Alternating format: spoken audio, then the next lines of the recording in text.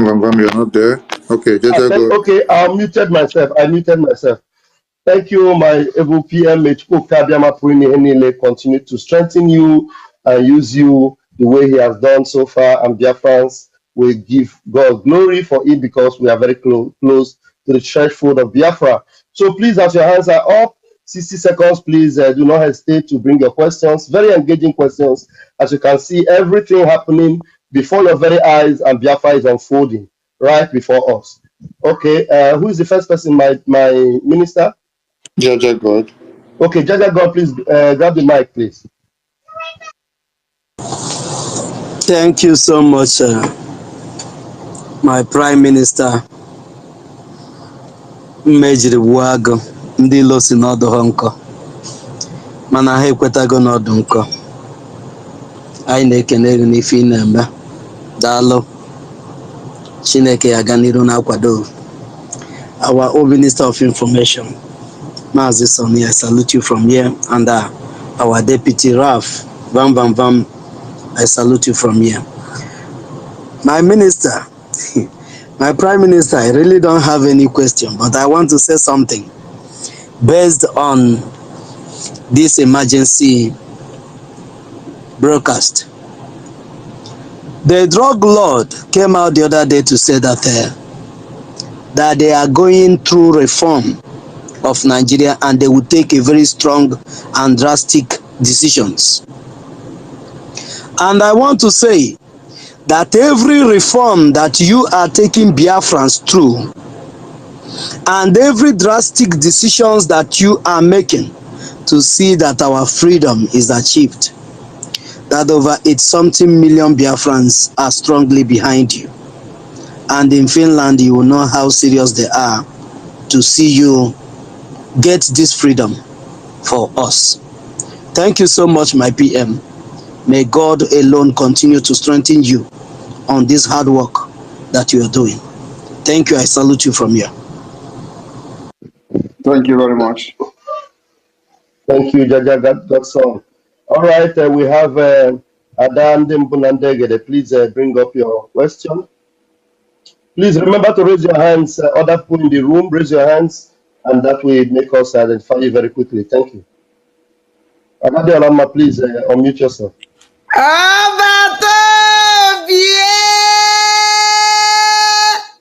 Adane Bunandegede. Gini ukolomo. Hey. Adane Bunandegede. No biata womo. Abato baby ko kanjua. Nwere ikwuru kita nyaade tinto bi je se kanju ka go abato baby ko. It's na 22nd of December. Ke ya restore Biafra. We are that get another lady. Even they chase update Jim. Abato baby ko kanju is that na that day that Biafran flag ya rienu. Because when I do Biafran flag ya rienu or new Biafran flag or old one kind use because Batobie. Aka this Biafran flag in kind use kita. Nde ejine malo. O kachasi on every time. This is yes today kwa kanno kwa na social media. Whoever this nonsense woman on Italy. Buno nwe na melo. Ebo jikwa Biafran flag. Were emekwa mpu na alụlan. Ọ na-eme ite na agwụwa m obi. Ọbata obi enwe na asị biko. This Biafran flag nke anyị si ya ọ new one because o nwere mgbe isi na-eye change obi dị m ụtọ. Ọwụ eziokwu that na ọbata obi biko zakere m na nke a I don't know biko. Thank you very much for that question. Everybody should keep their fingers crossed. We are still on consultation on the Biafra flag. The truth is that many countries, just like us, have changed their flag many times. So this is going to be a decision that the government has to make. But the consultation is ongoing. So just keep your fingers crossed and see what will happen in Finland. It doesn't matter whether we still have the old flag or whether there's going to be a new flag. What matters is that even if there's going to be a new flag, we'll have a very good reason for that. but Biafra people will still decide whatever flag that we're going to unveil now is not going to be the final flag of Biafra. The Biafra people will sit in the parliament where we have gotten our independence recognized, and we are going to adopt and approve a flag. So this, whatever we're using now, is not going to be the final flag of Biafra. We are going to sit in parliament where everybody is going to speak, and the Biafra people will speak on whether they like the flag or not. So it is something that we're going to put to vote. It's not just something that somebody will see somewhere and say, this is a Biafra flag. So that is one of the jobs we are doing. And of course, we have to bring a very good reason for Biafrans if we are going to change the flag, to know why we're changing the flag with a good reason. So it's going to be a campaign at the end of the day. So whatever flag that we're using now is not going to be the final flag of Biafra. Like, just like, for example, this zoo country you see, they have changed flag many times. But I'm not going to use them as an example because they are a very bad example. So, but many countries, for example, have changed their flag many times until they get it right. They get the one that is very okay with them, that does not have any bad omen, the bad and the omen again. So we need to also look at the flag that does not represent the blood of our people. Yes. Thank you. Thank you.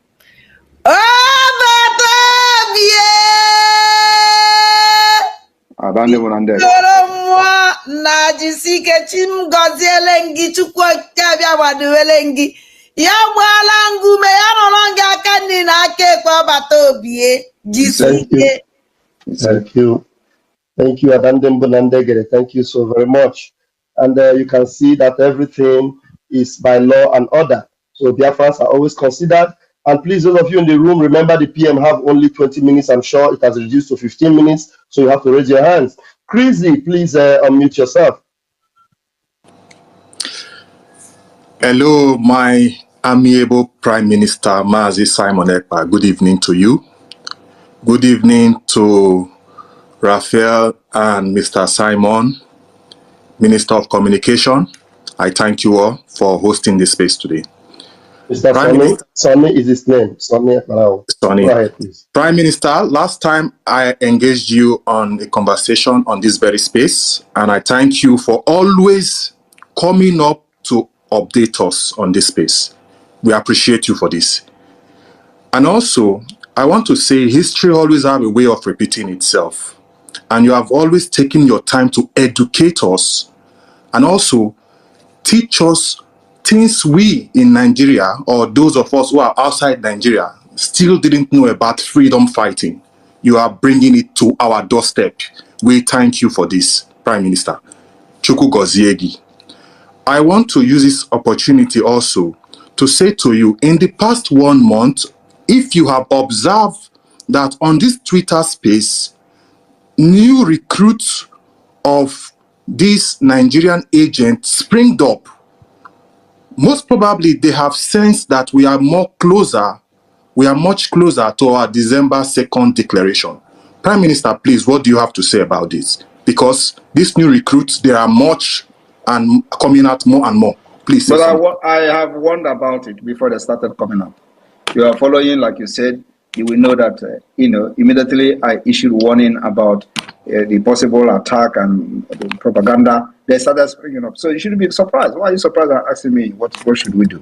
I've already told you that this is going to happen and this is happening. And this is just the beginning. Wait until we enter October. I see. Prime Minister, irrespective of these attacks coming up from all these saboteurs, Nigerian agents, we see how powerful you become. And this draw me back to the very beginning when you started your broadcast. You say, bring out the best. You told the Nigerian, bring out the best of the best you have. And the more you attack me, the more I get stronger. Prime Minister, are you still expecting them to attack you more? I am yet to see their best. And I wish I will see something very, very interesting, because that's where my energy comes from. So I'm yet to see anything good, somebody that can actually match up with something. I want to see them to, attack me with something that is realistic. You understand? Yes. I want to see exposition of Simon Ekpa. Like expose Simon Ekpa. That's what I want to see. And I'm not seeing that. Prime Minister. That in now. Prime Minister, yes. Thank you. Before I end this my conversation with you, I want to say we are seeing the good work of your cabinet members, those who are representing us both in the Washington. You first, we go collect them. You are with one and only Nyokopus in the studio. I am today going to be carrying you from one place to another, but I no go carry you to go where you know. I there with you, bagam for you. I say second pay for everybody. Une folula umu Igbo unu siri ike. Ebe obini jana anywhere you go. They say if you don't see an Igbo man there, just turn back, they go, because prosperity no there for that land though. I don't know how Igbos used to mind me. You want to go? To be able to be Nyokopusing a lot of places where there are prosperities. Of course, the Igbo are blessed. There is this debate, who are the Jews of Africa? And everybody have confirmed it that the Igbo are the Jews of Africa. The debate is whether Ndi Igbo came from the Jews or the Jews came from Ndi Igbo. Because the Enugu, the port that was dug out there some years ago by road constructors, shows that there has been existence of people there a long time ago, when archaeologists and the rest of them tested the port and found out that it has existed like hundreds of years ago, and it shows that there has been existence there. But of course, you know that there is what is called migration, and it has not been proven whether it was Ndi Igbo who were the people dwelling there or another tribe of people, because there is migration. In the olden days, when people migrate from one place to another, even though there are originators of the land, those whose the land their father gave them birth into the land, and they believe that they were the dwellers there. But according to that part, it shows that Ndi Igbo has been existing before now, even before the years of that of the Israelites. But there is this speculation that a man called Eri, who crossed the Anambra River, who is one of the sons of God, or the grandsons of God, I think one of the sons of God, due to migration cross, that he is the father of Ndi Igbo. That is why you see places like Agopundre and Aguleri, where there is Obu Gade. And that's a trace of history. That's how we trace our history. Meanwhile, welcome back. In the shadow for Anambra State now, as IPOB don't won against intimidation of Biafra and defend seat at home. And the indigenous people of Biafra, they want Soludo on this one, or they say, they no want to make the Biafrans become intimidated because of this sit at home. Make we go to the full detail of the information, make you see what they happen there. But of course, you know that politicians, they know the agree. If you see Soludo, that's not the man wait there for your scream. Some of you maybe say no Soludo. Soludo not the governor of Anambra State, state where we say he there for the southeastern part of Nigeria. Now this man where they see for your screen, now him be the governor where they govern that state. So there was some time ago the governor of CBN, and he also upholds a doctorate degree. So he's a full-fledged man. When it comes to academic, he is well prepared. Politics, he is there also. But if there are, some people are trying to do comparison between Soludo and Nani P2B, how he led Anambra State, and even what is his name, Obiano, and people are saying that there are big lapses when you compare Soludo and P2B. That P2B was able to handle a lot of things. Another man that had good way from the Anambra was Ngige. Ngige had good will for the Anambra people, because for the few time Ngige was in office, Anambra people enjoyed good road and the rest of them. Ngige was one of the governors those days. I could remember that if they are doing road construction, you will see the governor coming at the site of the construction to see what the constructors are doing. And that gave the constructors the fear that the governor is coming to check his work. And I think that is what is called accountability. You are a governor who has signed a contract, and you should also come there to inspect the contract to make sure that the people are giving you the quality you want. And that was what Ngige represented that time. Even though the history say that he came into power through crooked way after him and P2B went to court, P2B won, and P2B was able to go back to power. But I think people like Ngige also should be given another opportunity in Anambra State. But there are some things that people will do. You will know that these people have heart interest for their community. Ngige did not only develop his own town, he developed a lot of places, both Gide, Okpo, and the rest of them. Meanwhile, let's go to this battle banter, or should I say word banter, between the indigenous people of Biafra and Governor Charles Chukwuma Soludo. Oh yeah, let's go down. The indigenous people of Biafra has called on Governor Charles Chukwuma Soludo to halt what they describe as the continuous intimidation of Biafrans in Anambra State. In a statement released by IPOB's Media and Publicity Secretary Emma Powerful titled, IPOB calls on Soludo and his cronies to be careful over continuous intimidation of Biafrans in Anambra State. The group emphasized that the ongoing Monday sit-at-home protests in the southeast are not a result of coercion, but rather a voluntary act of solidarity with their detained leader, Mazen Nnamdi Kanu. IPOB urged Governor Soludo not to underestimate the deep affection that Biafrans, both within the 13 Igbo-dominated states in Nigeria and in the diaspora, have for Kanu.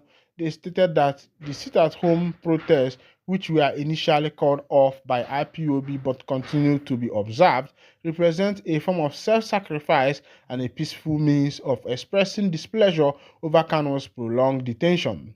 The statement read, "We, the great and noble family of the indigenous people of Biafra, under the command of Mazen Nnamdi Kanu, wish to inform Governor Chukwuma Soludo not to underestimate the deep affection Biafrans in global land and beyond have for Mazen Nnamdi Kanu. People are staying at home for home on Mondays voluntarily, not because of threats from individuals or coercion by any actors. All they want is the release of Mazen Nnamdi Kanu." The group further criticized the Southeast governors, including Soludo, for failing to act on their promises to formally request Kanu's release from President Bola Tinubu.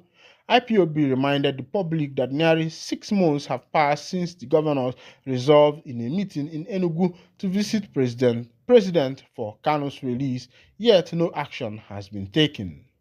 Insecurity in Anambra and across the southeast continues, and we believe that the only solution is the release of Mazen Nnamdi Kanu. The statement added, "You governors are playing politics with the sit-at-home protests and the insecurity that plagues our land because you fail to recognize the deep-seated anger our people feel over your inactions." IPOB also accused the governor of benefiting financially from the insecurity in the region, alleging that they are taking advantage of inflated security budgets. They insisted that those participating in the sit-at-home protests are exercising their right to peaceful protest and should not be subjected to intimidation or punishment.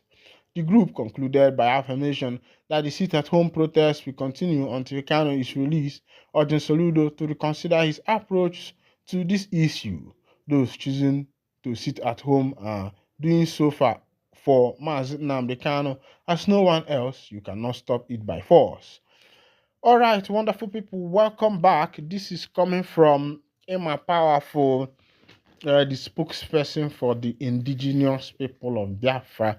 And I know some people are posing some questions to me. They are saying, Nokopus, who is even this Emma Powerful? Me, I don't know the man because I have not seen him before. But some people are saying that the name Emma Powerful is just an office name for the indigenous people of Biafra. And that is so funny. As it be, let's go to another information from the ohanezendigbo as katakata.de fall it there. Remember that it seems as if the seat of ohanezendigbo has taken a lot of people now. there is a fight who is going to become the next president general of Anambra, and that is the current fight that is going on. And I'm going to take you straight to the issue, straight to the matter direct, so that you will see what is happening. I thought that by this time that what we'll be reading in our area is peace, because everybody has seen the condition of the nation. There is inflation everywhere. There is food scarcity, data scarcity, fuel scarcity, and the rest of them. And I'm thinking that this should be the time every region should come together and see best to how best they can sort their problem out. But the politicians are fakao. They know they hear, they know they listen. Meanwhile, let's go down to the full detail of the information